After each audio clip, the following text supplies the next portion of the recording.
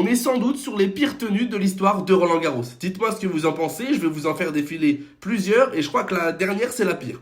On va commencer par Alcaraz. En espèce de marinière, vous allez me dire que chez Nike, personne s'est dit non, ça en fait pas, c'est catastrophique.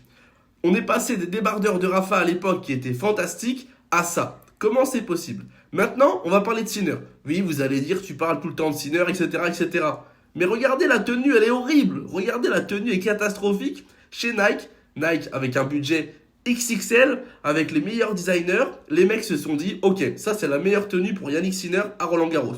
Le short en bleu, la tenue haute en vert, elle est catastrophique. Et le pull qu'il a mis en après-match, on n'en parle même pas. Maintenant, on va parler des Français chez Lacoste. Hugo Humbert et Arthur Fils ont la même tenue. Franchement, c'est pas mal. Il y a un petit délire. Moi, je valide. Ça peut ne pas plaire à tout le monde, je suis d'accord. Mais moi, je valide. Et là, ça y est. On va parler de la pire tenue, ou du moins la tenue la plus osée. Mais la tenue de Naomi Osaka, il va falloir en parler. Avec ces espèces de petits chouchous, je sais pas comment on dit, dans les cheveux. En vrai, elle est pas immonde, la tenue. Elle est juste osée. Et ça, en vrai, je trouve ça hyper marrant. Naomi Osaka, elle est réputée, en plus d'être une très très grande joueuse de tennis, elle est réputée pour toujours arriver avec des tenues que personne ne s'y attend. Et là, cette petite tenue en rose violette avec les petits pompons sur les cheveux, je trouve ça hyper rigolo.